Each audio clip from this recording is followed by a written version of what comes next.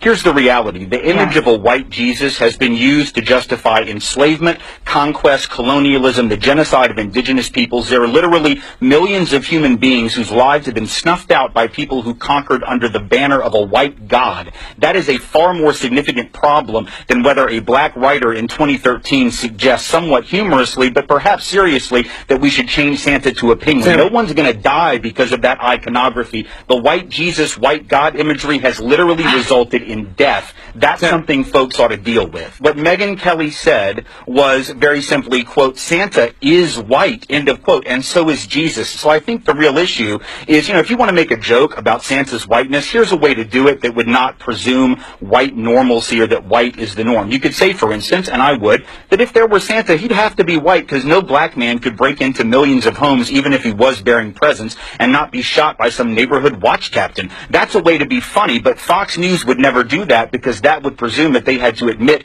racial profiling and racism were real. So there's that. I think the real issue is that she made a statement of fact, not for her own opinion, but fact. There's a difference between believing in Santa and believing in Jesus or the Buddha. Buddha did not come from Kansas. Jesus was not born in a manger in central Pennsylvania. He was a man of color, and the fact that we have represented him for centuries, literally as a white man, speaks to the entire history of white supremacy. We can act like it didn't happen. We can make it the punchline of a joke, but the reality is this iconography, Jesus more so than Santa, I agree with Mel here, Jesus more so than Santa is a real problem. There's a reason we've represented these icons as white. It's not a coincidence that we've done that. Okay. Do you think there's something inherently wrong? I understand you're saying that a white Jesus has been used to do horrible things, but here's the difference, and Reza is right.